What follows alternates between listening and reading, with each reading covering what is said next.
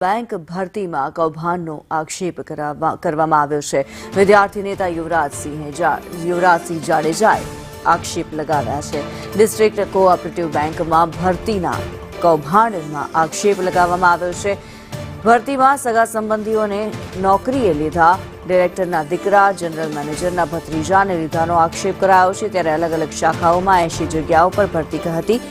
परीक्षाना नामे मात्र नाटको कराया होवानी वात युवराजसिंहे करी छे। कोने कोने लेवा ते अगाउथी ज नक्की थई गयुं हतुं। लागवग अने परिवारवादथी भर्ती कराई होवानो आक्षेप युवराजसिंह जाडेजाए लगाव्यो।